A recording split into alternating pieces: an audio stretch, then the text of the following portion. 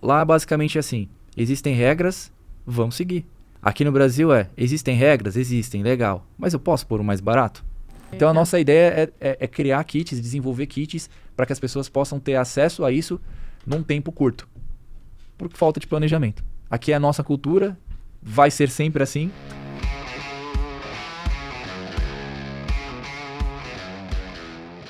Fala galera, tudo bem? Estamos em mais um Prevcast, o primeiro podcast de prevenção contra incêndio do Brasil. E hoje estou aqui com uma figurinha que vocês já conhecem, Luiz Fernando, engenheiro de aplicação da Vetrotec.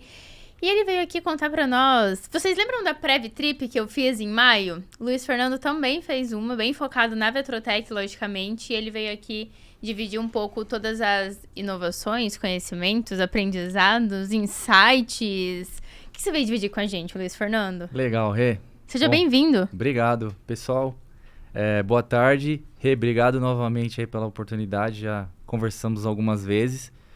E segui os seus passos ali. Fiz aquela viagem também, uma trip bem legal. Como você comentou, focado especificamente nos produtos da Vetrotec. Então, no mês de setembro, eu tive a oportunidade de ficar uma semana na Alemanha e uma semana na Suíça.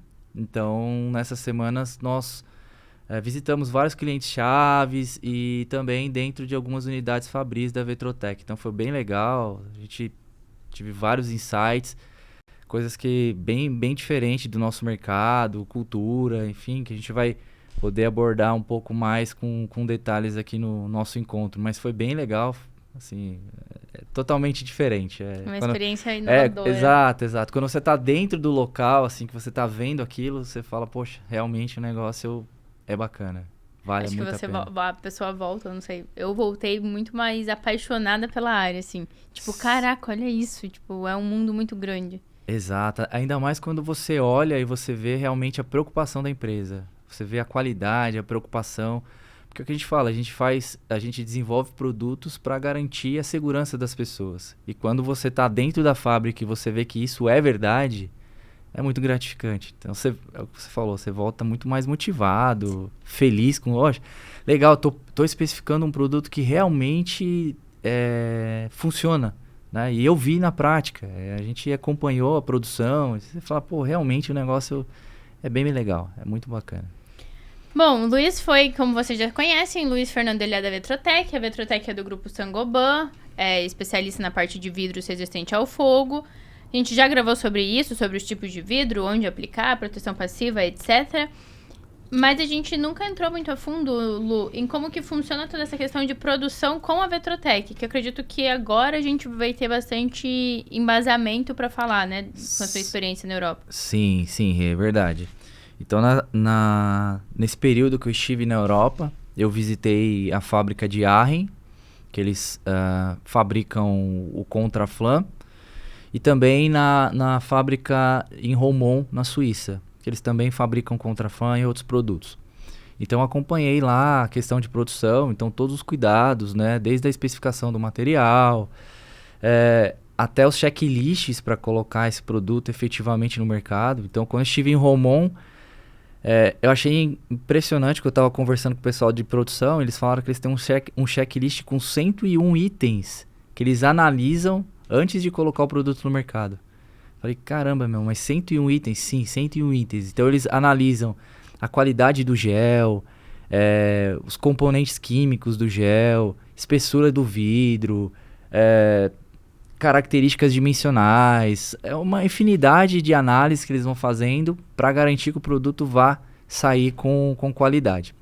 Então a gente vai acompanhando o processo, né? Tudo muito automatizado, a fábrica muito limpa, então você tem pouco desperdício de material, as pessoas extremamente treinadas para produzir, né? E tem uma fase que é uma fase mais caseira, que é a parte de colocação efetivamente do gel. Então aí são as pessoas que vão colocando um processo mais artesanal, manual. Então eles vão preenchendo o vidro com o gel, se preocupando com toda a questão de selagem, né? Para que o produto... Eu lembro que eles cuidavam bem certinho, a inclinação, para dar a bolinha certinha. Exatamente. A preocupação em não ter bolha dentro do vidro. Então tem uma inclinação para isso. Depois tem uma curiosidade muito legal, que quando o vidro ele é preenchido com gel, você tem uma distorção óptica ali.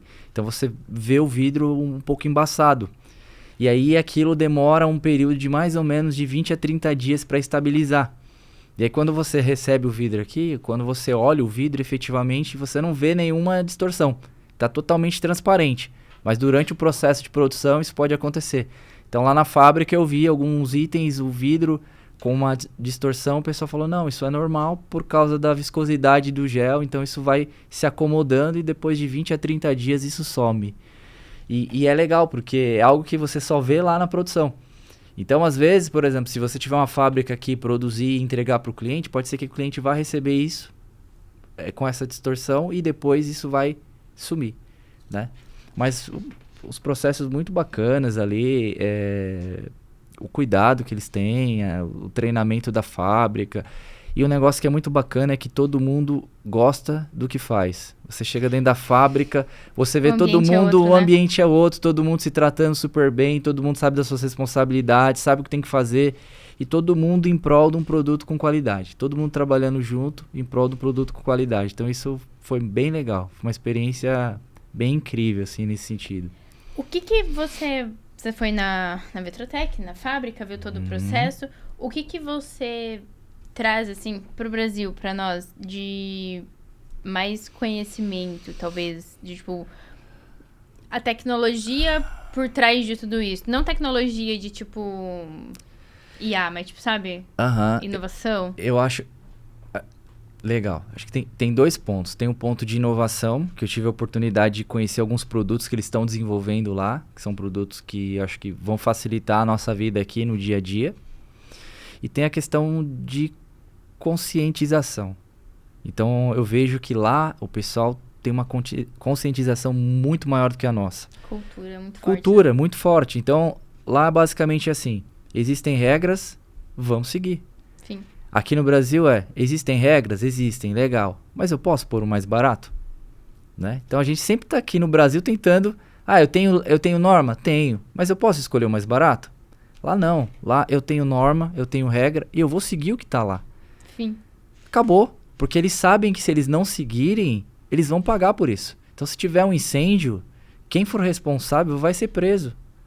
Né? Não tem aqui, não acontece aqui como nós tivemos lá o caso da Boate Kiss ali, que até hoje não se resolveu. Lá não, se acontece alguma coisa, as pessoas que são responsáveis por aquilo, elas vão ser presas. Então, por exemplo, você vê uma porta, você vê uma plaquinha na porta. É um exemplo. A plaquinha, ela foi certificada por uma empresa. Só que para certificar essa empresa, ela certificou a empresa fabricante do vidro, a empresa fabricante da esquadria, a empresa que montou a porta. Então, todas aquelas pessoas têm um relatório e o nome delas estão ali. Então, se acontecer alguma coisa durante o incêndio, eles sabem quem são as pessoas responsáveis. Então, tem a pessoa que forneceu o vidro, tem o nome da pessoa ali. A pessoa que forneceu a esquadria tem o nome da pessoa que está ali. Então, essas pessoas vão responder criminalmente pelo que aconteceu. Então, aqui não acontece. Aqui a gente vê porta corta-fogo sem especificação, ali instalada. Então, o que eu trago de lá é essa questão de educação, de cultura. Eles realmente seguem o que está especificado. Eles seguem norma, seguem regras, né? E não discutem. Eles seguem, acreditam, né? Então, isso é bem legal. Aqui a gente tem esse problema ainda cultural. Em relação à inovação, eu tive também visitando algumas fábricas, então a gente tem algumas coisas bem legais, por exemplo, aqui, para o vidro com gel. Então, se você estiver falando de um vidro corta-fogo para 120 minutos, você tem basicamente 5 camadas de gel, várias camadas de vidro, então ele é composto por várias camadas de vidro e de gel. Lá eles estão desenvolvendo um produto que chama Contraflam One. Ele vai ter basicamente uma única camada de gel, independente do tempo de resistência. Então isso vai fazer com que o vidro, você use menos vidro. Então, em vez de eu ter... Vai ficar mais fino? Ele não vai ficar... Ele vai ficar um pouco mais fino, mas a ideia é que ele vá... na verdade, ele vai ficar bem mais fino, mas o que ele vai fazer? Ele vai reduzir camadas de vidro e vai reduzir camadas de gel. Então ele vai se tornar um produto mais leve, mais fácil de instalar, vai facilitar a questão de frete, né? Barato. A tendência é que ele seja mais barato, né? Então isso vai facilitar bastante o nosso mercado. Em vez de você ter aqueles vidros muito pesados, muito robustos, você vai ter um vidro mais fino, mais leve e não vai ter várias camadas de gel. E a vantagem é que esse gel é um gel especial, um segredo deles lá, mas você consegue garantir o tempo de resistência de 120 minutos com uma única camada de gel. Aqui o gel vai sendo consumido, o vidro vai sendo consumido e vai sucessivamente chegando em outras camadas. E lá, não, com uma única camada você vai conseguir garantir o tempo de resistência ao fogo que está especificado no seu projeto. Então, esse é um produto legal, eles já estão desenvolvendo lá, já estão fazendo alguns testes. Eles estão desenvolvendo tem a Lunax, que é a porta, né? Eles fizeram algumas melhorias na porta Lunax também, que é uma porta sem esquadria, uma porta bonita pra caramba. Muito linda, é um produto realmente premium. E dentro da Lunax, eles desenvolvem outros produtos que eu não sabia. Então eles estão desenvolvendo paredes sem esquadria, paredes de vidro sem esquadria, que é o que eles chamam de Lunax Vista. Então você vai ter uma vista total ali da sua parede de compartimentação sem uso de esquadria. Então é um negócio muito legal, muito bacana. E eles estão desenvolvendo isso lá também.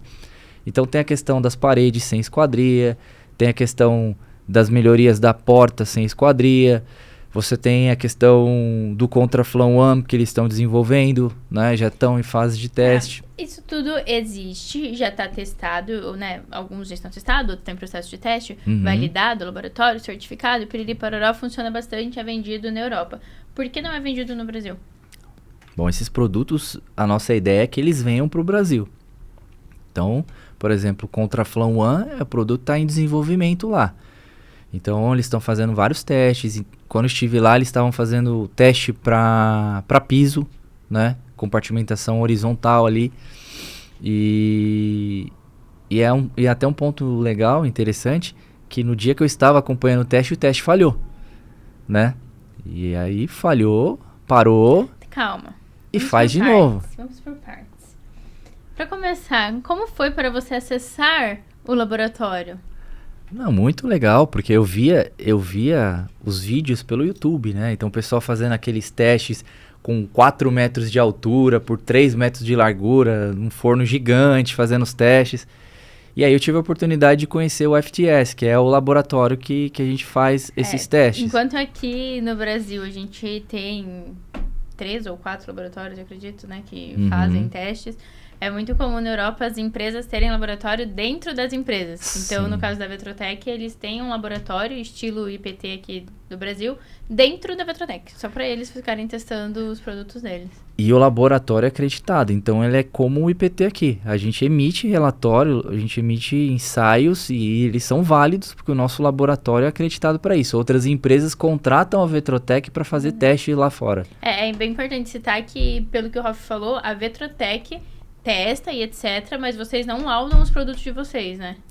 Sempre manda para terceiro. A gente foca nisso, em mandar para empresas terceiras. A gente quer certificar um produto, a gente manda para fora, mas a gente já ensaiou previamente. Os nossos muitos ensaios, muitas empresas que certificam, elas usam o nosso laboratório para certificar. Pela dimensão dos nossos fornos, enfim, toda a nossa característica. Então as empresas vão até lá, usam a nossa estrutura para certificar o nosso produto, né? E a estrutura é laboratório tipo de cinema, de filme. Exatamente. É o que a gente tem de melhor aqui no Brasil. Eu acredito que o que nós temos lá é melhor do que o que a gente tem de melhor no Brasil. Isso, agora né? tá melhor um pouco. Exatamente. Muito, mas tá. E está dentro da nossa própria unidade, é nosso. Então... Não, você falou que você assistiu de perto. Conta pra galera como foi, assim, tipo, você chegou, entrou no laboratório e você foi assistir, teve toda uma preparação, teve roupas, calçados, óculos, capacetes... Exatamente. Distância, sem celular... Sim, surreal. Você tem todos os aparatos ali de segurança, de proteção individual... Ali coloca o óculos, coloca o capacete, toda a vestimenta, né? Mesmo que você vá só assistir à distância, né? Tipo, pra você entrar, você não entra no Sim. laboratório sem trocar absolutamente tudo. Não. Calçado de segurança, tudo. Você coloca toda a vestimenta para você poder acompanhar o teste de fogo. E lá você tem o forno e você tem uma cabine aqui em cima, que você consegue da cabine também acompanhar. E na cabine o pessoal vai monitorando todos os parâmetros do teste. Então, por exemplo, você vai fazer um teste para verificar a questão de isolamento de temperatura do vidro. Então, na cabine, eles estão analisando toda a temperatura dos termopares de minuto a minuto.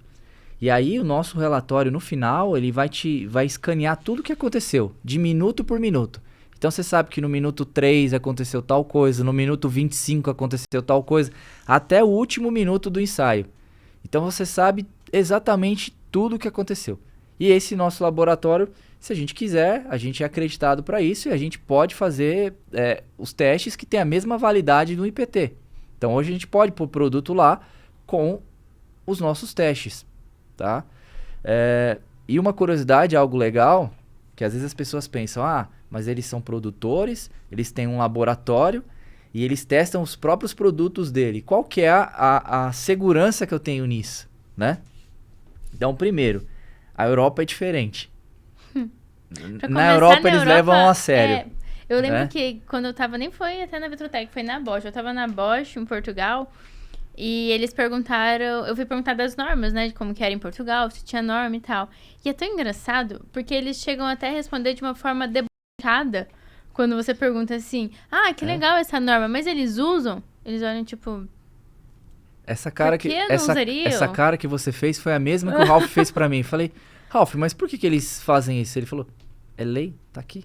Tipo, é óbvio, tá aqui. Por que você tá me perguntando isso? Exato, então tá aqui, tá escrito, tá definido, tem que seguir. Eu acho que eles nem pensam, nem cogitam a ideia do tipo jeitinho ou... Não, isso não existe. Não tem aquela... Acho que a cabeça deles nem deve ter essa compartimentação. Assim. Não tem. Jeitinho, levar vantagem, isso não existe. Lá o que tá escrito tem que ser seguido. Fim. E pronto, né? Então eu fui no laboratório acompanhar um teste e o produto foi aprovado. Né? O que isso quer dizer? Quer dizer que a empresa se preocupa muito com a qualidade disso, porque ela vai continuar testando até aprovar esse produto, e quando esse produto estiver no mercado, a gente tem plena certeza que esse produto tem eficiência, porque ele foi testado previamente, ele foi aprovado e aí sim ele vai para o mercado. Né? Então a Vitrotec investe milhões em teste. Então, e os testes lá, uma outra coisa, o custo de um teste de fogo lá é muito maior do que um teste de fogo aqui. Lá, um teste mais baratinho, eles pagam 20 mil euros. Aqui a gente paga 15 mil reais. Qual a importância de fazer testes? É fundamental, porque sem o teste você não consegue garantir que aquele produto tem desempenho. Então o teste ele vai analisar o comportamento de um conjunto, do vidro, da esquadria, da selagem, do parafuso. Então, se você não faz teste no conjunto, você acaba tendo problema. Então, imagine que você colocou o vidro resistente ao fogo numa esquadria que não é resistente ao fogo. Começa a pegar fogo, a esquadria vai derreter. E o seu sistema vai entrar em colapso. Né? Então, eu preciso testar isso. E às vezes as pessoas não dão importância. Tá bom, eu vou usar o vidro resistente ao fogo, a esquadria, mas faltam uns 2 parafusos aqui, eu vou usar o meu parafuso. Se pegar fogo... começa a ter dilatação, aquele parafuso ali se soltou, pode cair uma placa de vidro e o ambiente vai pegar fogo. Então, todos os componentes são importantes. O teste é fundamental para garantir que aquilo realmente funciona. Então, sem o teste, não tenho garantia nenhuma. Né? Então, os testes são fundamentais para isso. E tem um prazo, assim, de a cada quanto tempo tem que fazer teste? Ou fiz no meu, fiz lá o meu conjunto de sacada? Não. Aí vai durar para sempre? Sim, você não tem que renovar os testes. Você sempre vai fazer um teste novo quando você tem uma melhoria no produto. Ou um desenvolvimento de um novo produto. Né? Então, um assunto que a gente já abordou em outros episódios. Então, por exemplo, se eu ensaiei com uma dimensão de 2 metros por 2 metros e agora eu quero instalar uma dimensão de 3 metros por 3 metros, o produto é o mesmo, o sistema é o mesmo, mas a dimensão é maior. Então eu tenho que fazer um teste novamente para ensaiar aquela dimensão maior. Quanto maior a área, mais crítica é. Então, como eu mudei as características daquele projeto, eu reensaio. Reensaio não, eu ensaio novamente com aquelas novas dimensões. Agora, se eu ensaiei 2 metros por 2 metros e não mudei nada no projeto, eu não preciso reensaiar. Continuar. Só Não tem tem que uma garantir validade. que a minha produção vai se manter exatamente igual aos mesmos produtos. Se eu mudar o parafuso, muda tudo. Exatamente, você vai ter que seguir aquilo que está no relatório. Então, o relatório ali de ensaio, de fogo, ele vai te dizer o que foi utilizado. Então, você vai ter que seguir o que está ali. Se você mudou algum parâmetro ali, você tem que reensaiar, né? Que é o que o pessoal faz em porta, por exemplo. Eles ensaiam porta, depois eles ensaiam todas as ferragens. E quando você compra a porta ali, vai vir a porta e as ferragens. Aquelas ferragens foram ensaiadas. Então, eles sabem também que aquilo resiste ao tempo necessário de proteção. Então, se você mudar alguns parâmetros ali, né? Ah, eu tenho uma porta, eu posso substituir o elemento interno da porta? Ah, vou trocar lã de vidro, lã de rocha por outro material? Você vai ter que reensaiar. Você não sabe qual que é o comportamento desse outro material. Então, os testes são fundamentais por isso. Eles te mostram qual o comportamento do material. Como é que o vidro vai se comportar numa esquadria? Vai começar a pegar fogo, a esquadria vai tender a entortar. O vidro vai sofrer uma carga ali. Como é que funciona? Então, se eu ensaio separado, eu não sei como que vai ser esse comportamento. Se eu não ensaio, eu não sei como que vai ser a eficiência. Basicamente, você ter uma esquadria que resiste a 2 horas e um vidro que resiste a 2 horas, não quer dizer que se você juntar eles, tudo vai ser perfeito. Isso quer dizer que se eu juntar eles, não sei se vai funcionar. Eu só vou saber se eu ensaiar. E você falou bastante da questão de cultura, né, da Europa. Realmente, a cabeça dos caras é completamente diferente, surreal em tudo. Mas o que você viu de diferente em questão cultural quando a gente fala de vidro resistente ao fogo? Você viu muito uso? É muito comum? Sim.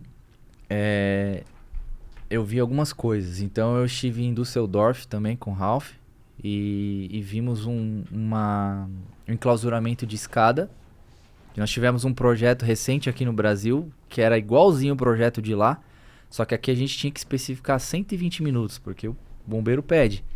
E aí o vidro exposto às intempéries precisava ser um vidro insulado, um vidro mais robusto, mais pesado.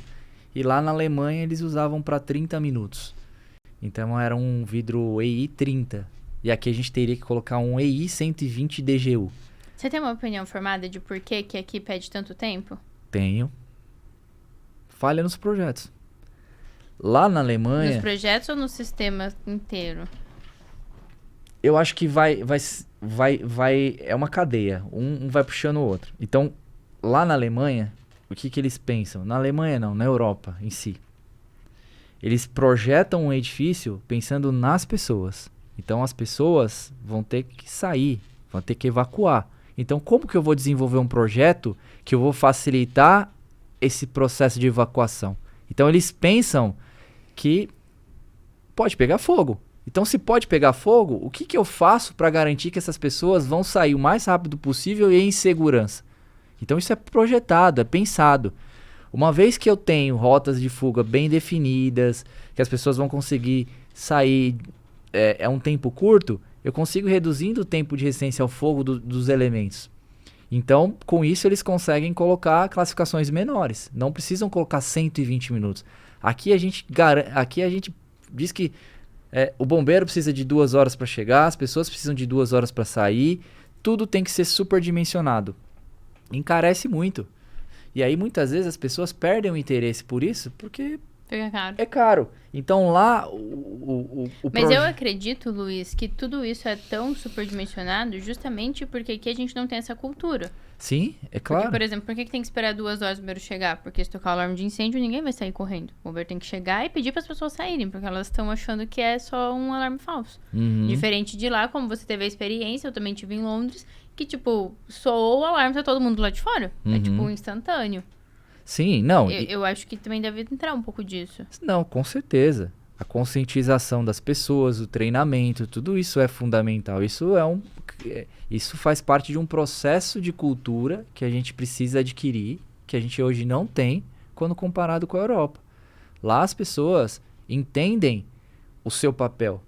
Então, ele entende o papel dele como usuário, ele entende que tem regras, legislações, ele precisa seguir. Os projetos são feitos pensando na evacuação, nas pessoas, na segurança. Por isso que as coisas lá são diferentes. Então, outro exemplo, por exemplo, estive num hotel. Estava com o Ralph, eu nunca vi tanta porta corta-fogo numa metragem tão pequena.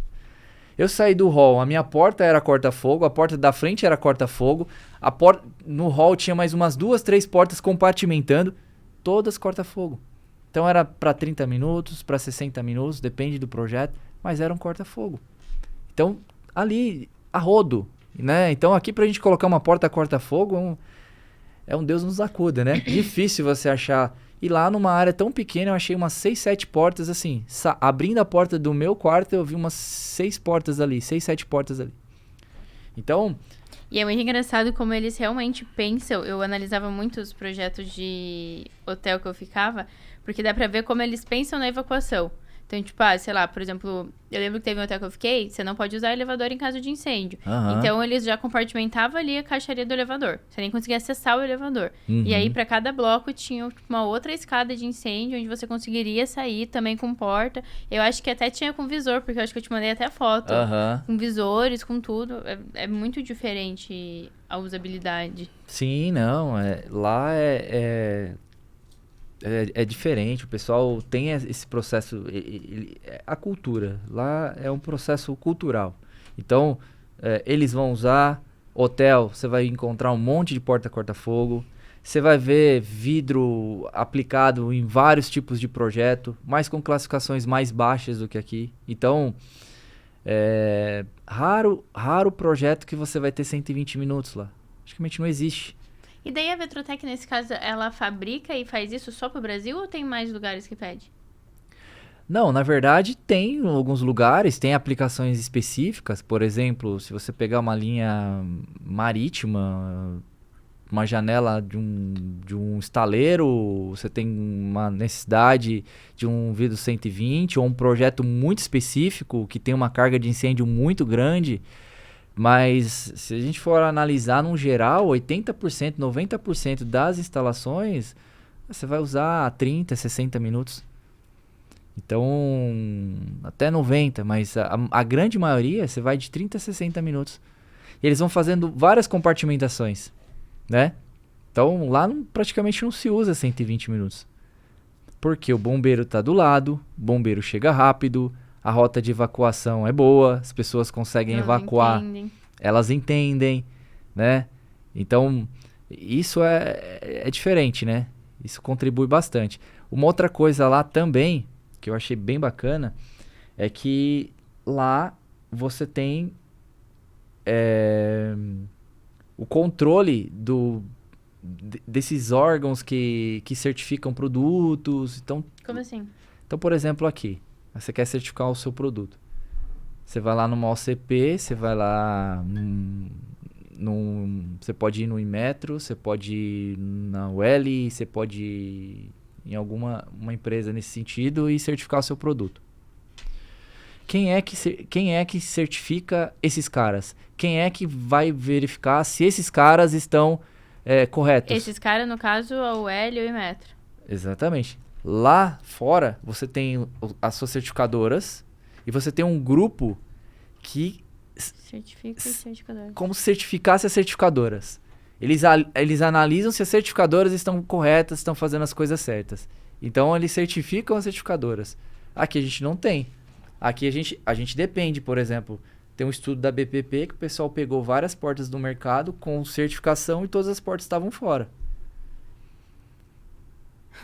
Então tinha um selo de uma certificadora. Era um produto certificado. E ele estava fora de norma. Então quem é que certifica esses caras? Quem é que garante que ele está certificando certo? Né? Então lá você tem esse processo que acontece. Você tem empresas grupos que certificam ali, que analisam, que verificam se aqueles certificadores estão certificando corretamente.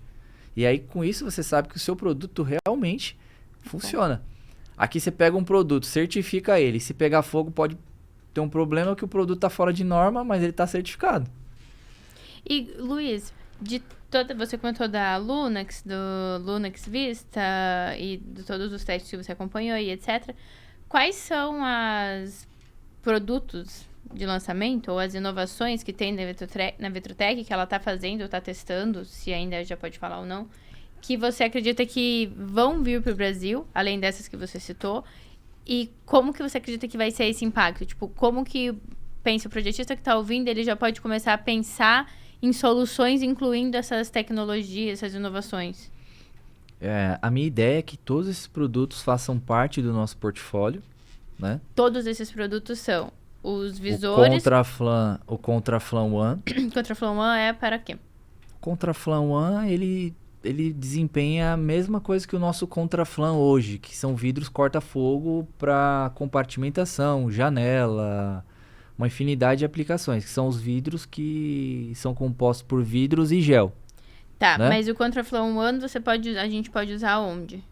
Projetista. Parede de compartimentação, porta, janela. O visor é feito pelo...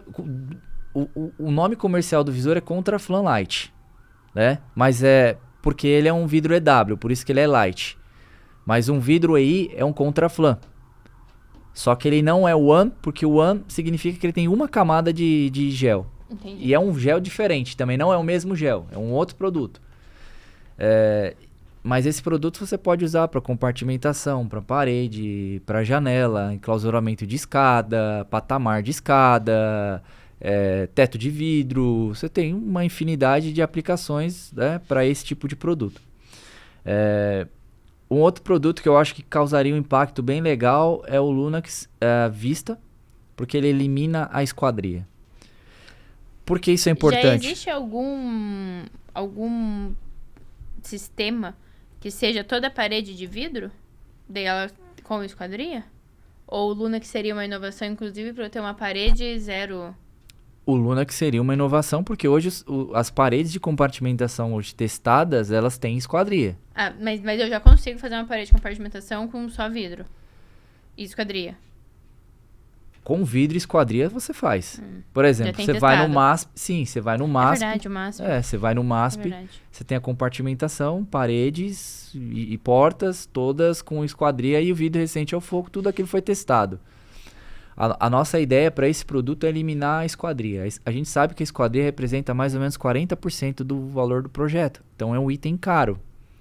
Então, para esse tipo de produto, você vai eliminar o uso de esquadria e vai em encontro com o que os arquitetos estão procurando, que é a questão do minimalismo.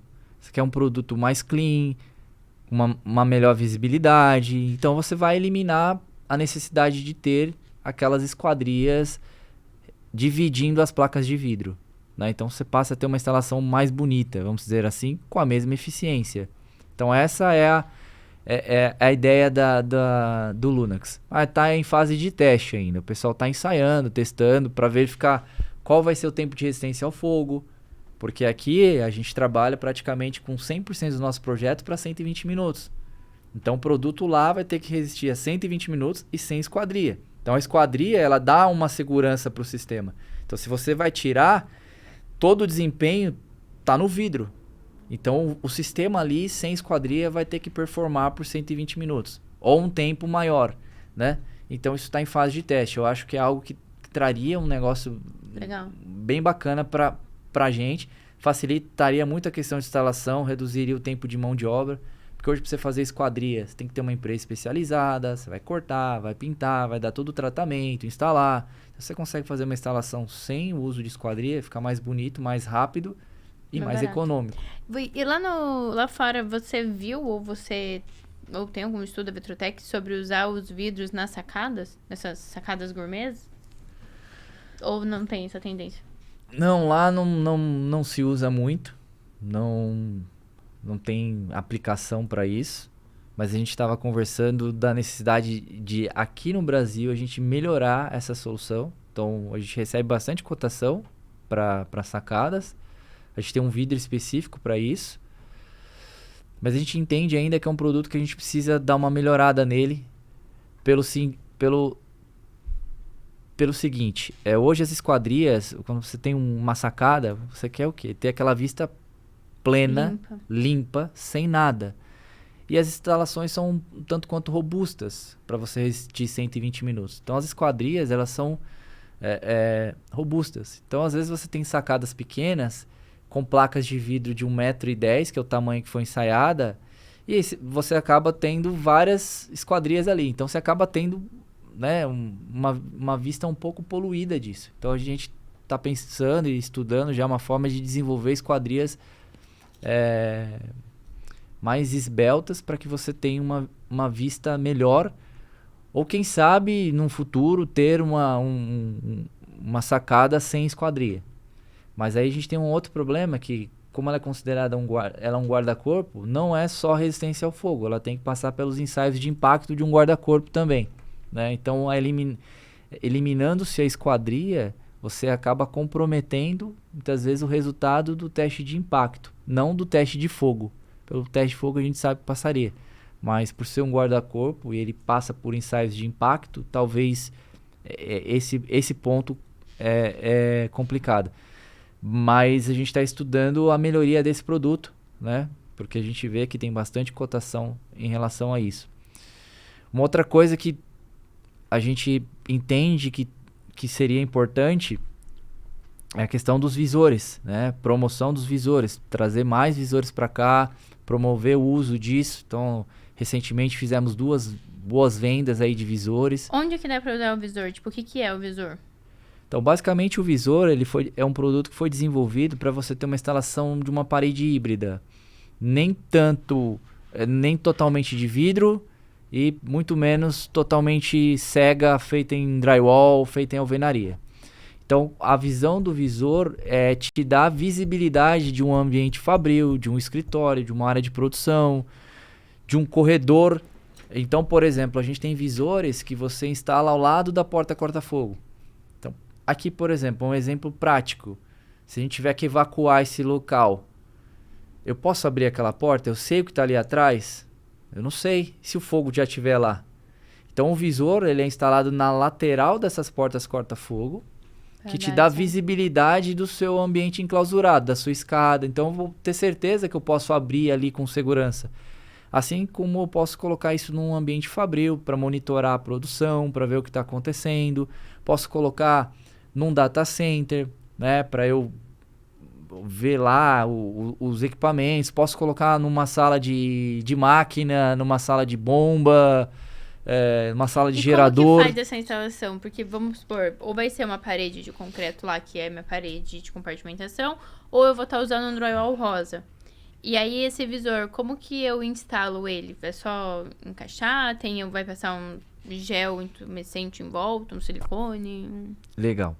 A vantagem desse produto é que ele elimina o uso de esquadria, então eu não preciso de esquadria. Nem na parede? Não, eu vou usar cantoneira só para fixar o vidro ali dentro da parede. Então eu não vou usar essas esquadrias que eu uso para fazer uma instalação convencional, que é uma esquadria que tem que ser resistente ao fogo, testada, enfim. Só vou usar cantoneiras para travar o vidro. Esse vidro ele pode ser instalado, como você comentou, em paredes de drywall ou paredes de alvenaria. Se for uma parede de alvenaria, você vai ter um requadro ali. Em volta do requadro, eu tenho que colocar uma tirinha de drywall em todo o perímetro. Parafusar um perímetro de cantoneira de drywall, uma cantoneira 25-30. E aí você coloca no perímetro dessa cantoneira uma fita cerâmica para evitar o contato da cantoneira com o vidro. E no vidro você coloca no perímetro do vidro uma fita intumescente para fechar qualquer lacuna que você tem entre o vidro e a cantoneira. Feito isso, você vai colocar uns bloquinhos de apoio, vai colocar o vidro em cima, encostar naquela cantoneira que você já parafusou ali no drywall, vai vir com uma outra cantoneira por fora, então você prende o vidro ali. Então ele fica como se fosse um sanduíche. E aí você dá o acabamento com a própria chapa de drywall. Mas e quando você fala que do kit que a Vetrotec tem, o kit já vem com todas essas coisas? Sim. Então eu compro, tipo, o kit e eu só instalo. Não preciso ir atrás de fita, cantoneira. Exatamente. Todos esses elementos são importados. Então, se você compra o vidro e depois vai fazer a instalação, você vai ter uma dor de cabeça para encontrar fita cerâmica, um outro fabricante para te entregar a fita intumescente. Então, a nossa ideia foi facilitar o trabalho do instalador. Como a gente facilitaria? Fornecendo o kit. Então, o kit já vai ter todos os insumos que você precisa para fazer a instalação, na quantidade que você precisa. Então, não tem desperdício. Você não vai comprar um rolo de 50 metros para usar 5. Depois você vai fazer o que com os outros 45? A gente já desenvolveu a quantidade que você precisa. Do que vai usar. Exatamente. Então, ele compra o kit que vai vir o vidro, a fita cerâmica, a fita intumescente e os blocos de apoio do vidro. Isso são 3 tamanhos que a gente desenvolveu, né? Um tamanho de 34 centímetros por 1,54 m para você colocar ao lado da porta corta-fogo. Então ele vai ser visores para portas corta-fogo. Em vez de você comprar uma porta corta-fogo hoje no mercado com visor, talvez você não encontre, ou um tamanho limitado, você queira uma área maior de vidro, você compra um visor e coloca na lateral da porta. Aí você tem um outro tamanho, que é um tamanho intermediário, que ele tem 64 centímetros por 64 centímetros. Quadradinho. Quadradinho. Mas 64 centímetros já é um tamanho bacana. Esse né? 64 é o que eu preciso do furo ou é quanto ele já fica depois de instalado? Não, a área visível é 60 centímetros por 60 centímetros. 4 centímetros vão ficar embutidos dentro do drywall ou da parede, né? Tá. Então você vai ter uma vista ali livre de 60 centímetros por 60 né? centímetros. 60%. E o terceiro tamanho, que é um tamanho maior, que a gente tá tendo muita procura por esse tamanho. Inclusive, a gente fez uma venda bacana esses dias. Ele tem 1,5 m, 1,54 m por 1,04 m. Então, 4 centímetros embutidos. Então, você vai ter uma vista... De 1,5 por 1? De 1,5 por 1. Exatamente. Então, são janelas... Grandes, maiores. Nossa, isso pra galpão, pra depósito, excelente. A gente vendeu agora 30 peças para uma indústria. Para confecção de janelas. Então, a gente acabou de vender todo o estoque que a gente tinha. E vendemos também para uma outra indústria. Aí foi para uma construtora. Visores para lado de porta corta-fogo. Juro que já teve construtora comprando? Que estado? De Curitiba. Paraná? Ah, que orgulho. Paraná. Construtora? Vai ser instalado agora em Curitiba, agora no final do mês. Acho que 28 e 29 de outubro. E é uma construtora que comprou. Você tem imagem, foto de como isso ficaria? Alguma coisa? Ou você vai ter depois? Eu tenho renderizações de como ficaria. Então a gente desenvolveu renderizações dos kits. E agora as fotos a gente vai tirar, porque um técnico... E aí, como é que funciona a questão do kit? Cara, me manda.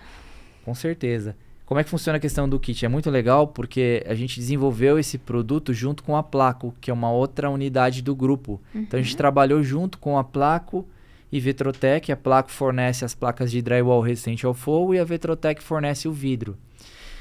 E para essas obras, a Placo ela tem um técnico que vai no local dar toda a instrução.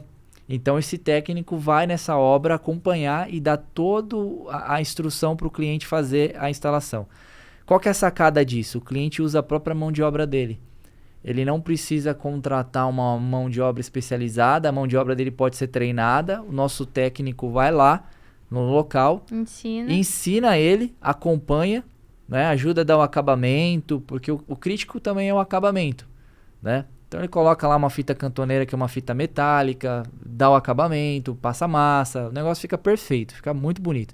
E o nosso técnico vai até o local, ele vai lá e dá toda a instrução, ensina a instalar, para garantir que a instalação vai ser feita corretamente. E o cliente não tem custo disso, né? Então é a gente que arca com esse deslocamento aí. E essa é a vantagem dos visores. Então a gente desenvolveu visores nesse sentido, são visores para paredes internas. Não posso usar externo?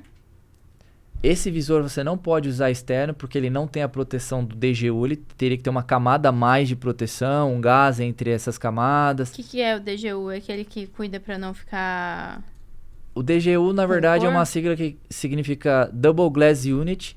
É uma unidade de vidro a mais que protege o gel. Então você tem o gel, ele é como se fosse um sanduíche. Então você tem vidro e gel, compõe como se fosse um sanduíche. Aí você tem uma camada de vidro a mais de proteção desse gel. E essa camada, ela é preenchida com gás. Então o gás evita o aquecimento do gel. E aí essa camada de vidro, por fora, ela tem uma camada metálica aplicada na superfície dele, que a gente chama de coating. E ele ajuda a repelir os raios ultravioleta, diminui a radiação e evita o aquecimento da camada de gel. Então, se eu pegar esse kit e colocar numa instalação externa, esse gel ele vai começar a aquecer e pode ter um problema. Qual que é a nossa ideia? A gente está querendo desenvolver kits para paredes externas, para janelas externas. Legal. E aí a ideia é usar um produto diferente, né? Então a nossa ideia é criar aplicações, talvez para produtos que já existam, e desenvolver kits. Porque como é que funciona aqui, no nosso mercado? As produções são feitas lá fora. Então o lead time para trazer esses produtos é grande. A gente sabe que as obras aqui não tem muito planejamento. As pessoas demoram para decidir, quando decidem querem para ontem. Não querem esperar o tempo, né? A gente começa um projeto no começo do ano, fala, olha, demora 120 dias para te entregar o material. Não, tranquilo. Eu tenho 11 meses para comprar e instalar, tá tudo tranquilo. Então 3 meses para mim, 4 meses, tá tranquilo. Beleza. Quando o cara chega, e aí, vai fechar o projeto? Vai fechar o projeto? Não. Aí ele quer fechar em outubro, novembro e quer que tá instalado em dezembro. Então aquele lead time que você tinha, você precisava de 120 dias, você tinha 11 meses para entregar, o cliente quer fechar faltando um mês. Então, pensando nisso, qual que é a ideia?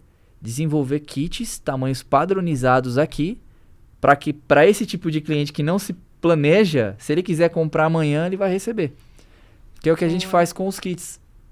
Então, os kits, a gente traz um estoque, a gente tem estoque aqui.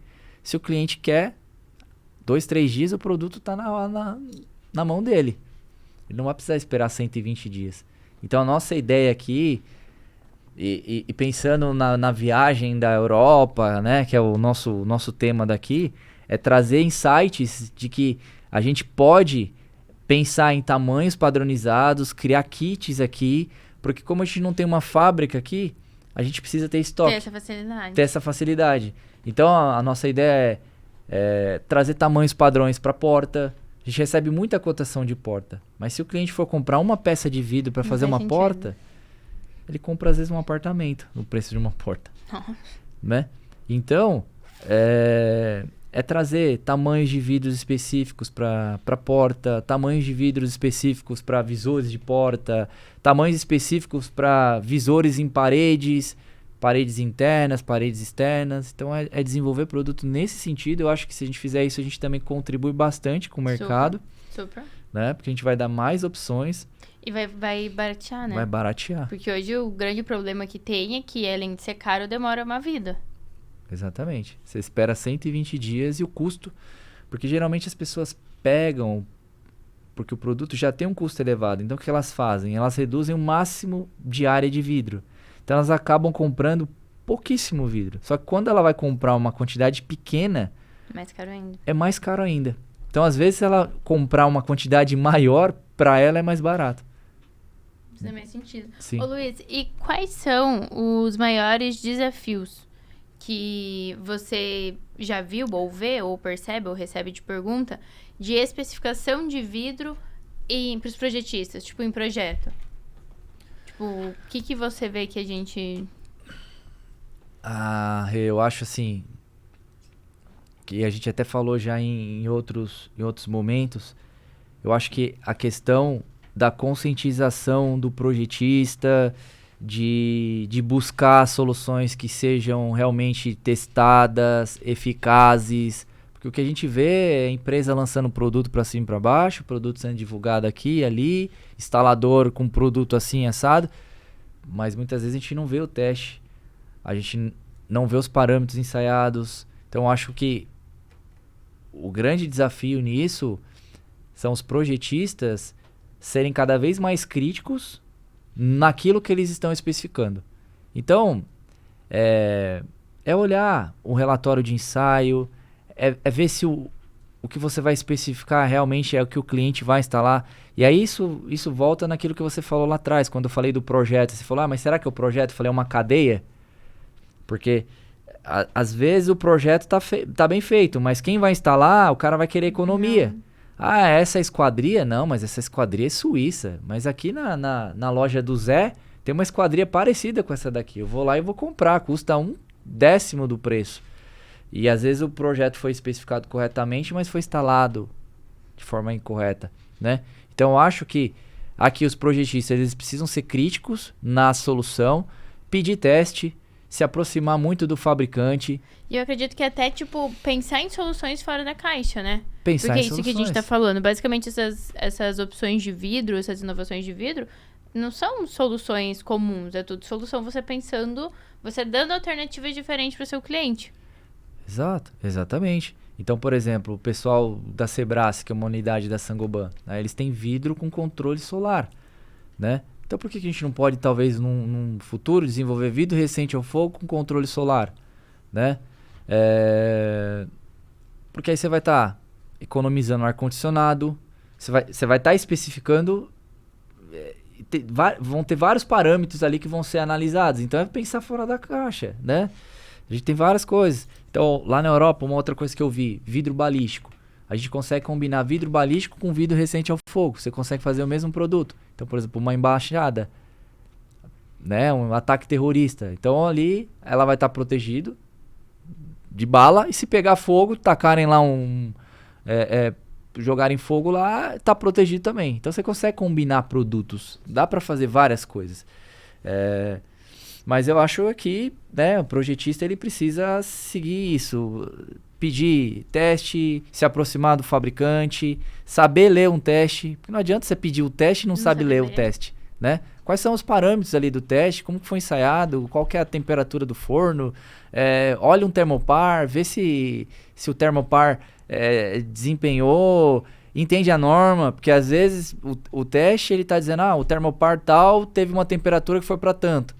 Cara, mas será que isso é possível? E entender isso, né? Se engajar nesse assunto nesse sentido, né? Para que as coisas fiquem melhores. E pensar também na questão das pessoas, de quem vai usar o empreendimento, como vai evacuar, né? Às vezes você tem pessoas novas, pessoas de idade, problemas de locomoção, tudo no mesmo local. Então, se você não pensa no público em geral, como que essas pessoas vão evacuar, como que elas vão sair, como que eu tenho que especificar, o que eu tenho que especificar, porque eu tenho que saber que tem pessoas que vão ter dificuldade em sair. Então essas pessoas vão precisar de mais tempo. Então qual a solução que eu vou colocar ali para garantir que essa pessoa tenha mais tempo até alguém ir lá e resgatá-la? Então acho que tudo isso tem que ser bem analisado no projeto. A gente volta para a ideia do projetista, ele pensar fora da caixa, ele realmente entender o projeto e não só fazer um copy and paste. Exato. Porque hoje é muito complicado, né? Então, ele faz às vezes copy and paste, às vezes ele pede as informações, a indústria às vezes até te entrega, mas às vezes te entrega um relatório que não tem validade, um relatório... Então, por exemplo, se você receber um relatório, vá olhar se a empresa que fez o teste é idônea, né? Eu posso te dar um relatório com os parâmetros certinhos do que eu vou te colocar, só que o laboratório que fez não é um laboratório que está apto a isso, né? Então, vai nesse ponto de você olhar até isso. Quem é o laboratório? O que esse laboratório faz? Quais são os produtos que ele certifica? Ele tem experiência nisso? Não tem? Né? Para você olhar, falar, legal, foi feito por um laboratório bacana, laboratório está acreditado, laboratório tem expertise nisso, o produto está bem especificado, eu posso especificar no meu projeto e posso confiar sem problema. Então, esses pontos que a gente vai naquele processo de conhecimento, de engajamento, é o que a gente precisa, né? Luiz, tem mais algum ponto que você queira compartilhar da viagem? Da viagem? Das inovações, de vidros. Que eu anotei da nossa lista foi tudo. Não, eu acho que...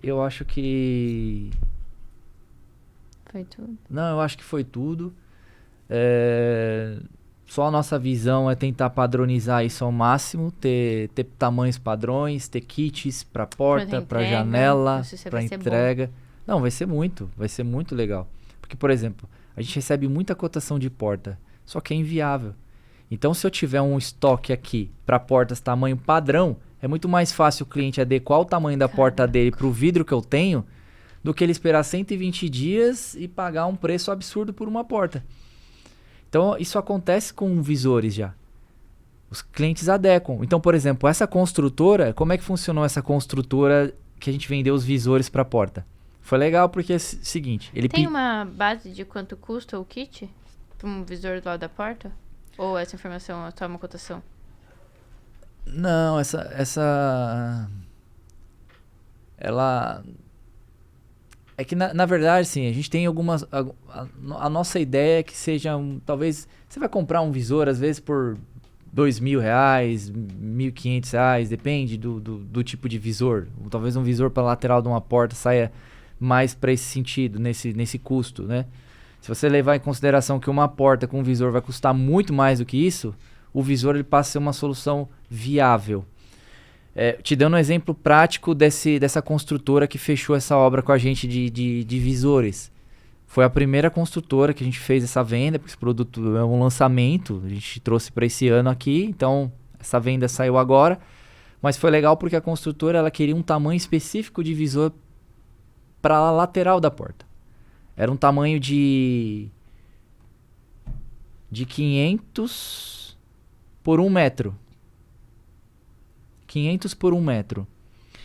E aí o custo para isso, para você fabricar meio metro de vidro, era absurdo. Eles queriam 8 peças.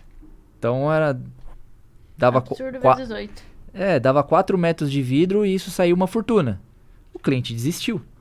Porque para você mandar produzir lá fora 4 metros de vidro, mandar pegar um navio... Só para você ter uma ideia, a armazenagem no porto aqui em Santos, eles cobram quase R$5.000. Caraca. Só de armazenagem. Então, esse produto ficou muito, muito caro. A mão de obra, só para vocês terem uma ideia, a mão de obra para esse produto foi em quase R$50.000 de mão de obra para instalar. 8 pavimentos. Eu não sei se é 8 pavimentos ou 4 pavimentos, né? Depende. Se for às vezes é um único pavimento. Eu não sei quantas portas também tem por pavimento, né? Eram 8 unidades. E aí, a mão de obra era R$50.000, porque era uma empresa específica fazer a instalação. O custo total desse projeto, ele foi orçado mais ou menos em R$250.000 para ele. O cara caiu da cadeira. Quando o cara viu, ele caiu, desistiu na hora. E quando eu vi, eu falei, não é possível. Eu vou ligar pro cliente e vou ofertar uma outra solução para ele. Então, fomos lá, liguei para ele e falei assim, olha, eu tenho uma outra solução, mas você precisa adequar seu vão. Em vez de você usar 500 por 1 metro, eu tenho um produto aqui, a pronta entrega, de 340 por 1,5 metros. A área estava basicamente a mesma que ele precisava. Só que o vidro era um pouco maior e menor. E um pouco mais estreito, né?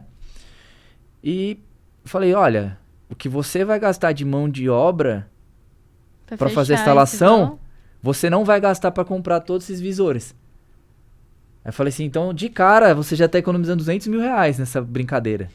Aí ele falou, não é possível. Eu falei, é possível. E aí o cara fechou. E o cara fechou. Então, assim, ele adequou o vão dele para o que eu tinha. Faz muito mais sentido. Faz muito mais sentido. Então, se eu tiver uma porta que tá 2,20 por 1 metro, eu tenho um vidro aqui para fazer uma porta de 90 centímetros por 2,10, o cara vai adequar. né? Então a nossa ideia é criar kits, desenvolver kits para que as pessoas possam ter acesso a isso num tempo curto. Por falta de planejamento. Aqui é a nossa cultura, vai ser sempre assim. Não sei se sempre, mas vai demorar pra mudar, se mudar. Nós estamos aqui já há um tempinho, né? Diga 2024. por você, eu sou novinha. Não, o Brasil, olha só, né? Estamos em 2024 e até hoje continua assim os projetos, sem planejamento, sem... Às vezes o projeto pode até ter planejamento, mas a execução não tem. Na verdade, o projeto, mesmo que ele tenha planejamento, normalmente... Eu tô com um cliente que o lançamento do prédio, por exemplo, foi hoje. A gente ainda tá debatendo o arquitetônico. Então. E já acabou as vendas do prédio, que o arquitetônico nem tá pronto. Pois é. Fala, tipo, what the fuck? Exato. Como? Não, exatamente. Então isso acontece com...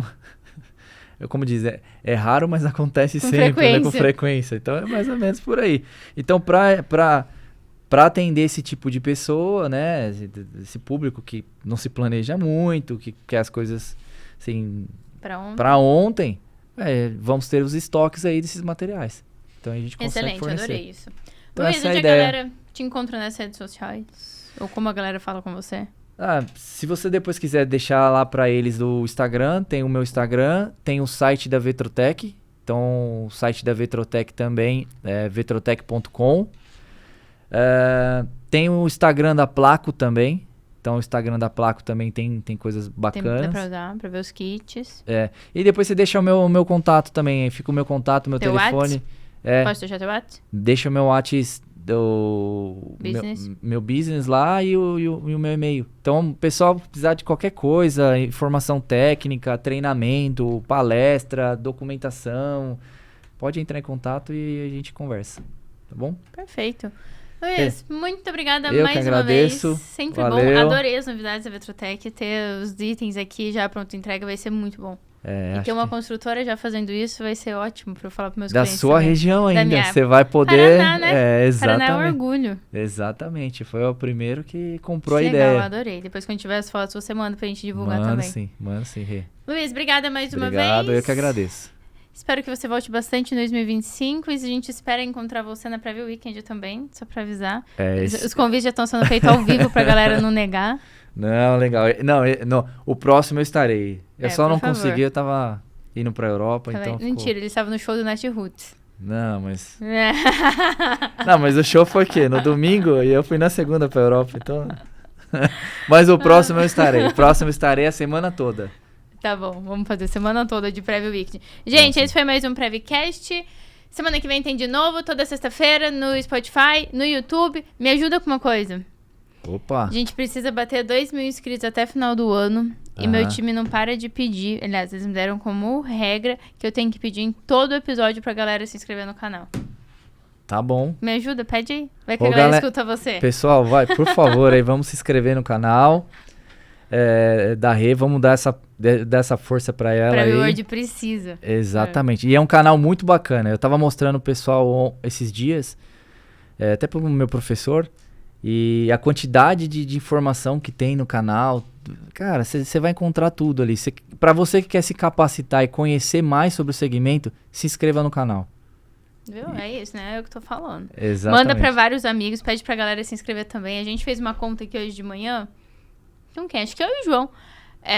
Que falta 700 pessoas. Normalmente bate de 100 a 200 visualizações. Se a gente pegar e jogar abaixo, 100 visualizações, se cada um mandar para 7 pessoas, a gente já bate e acabou. Então... Não precisa mais ficar todo episódio aqui sofrendo. Não. E vamos divulgar isso daí. Vamos jogar no LinkedIn, vamos jogar no Instagram. Vamos chegar nesses 2.000 aí. Ai, obrigada, Luiz, mais uma vez. Eu que agradeço. Obrigada, galera. Semana que vem tem de novo.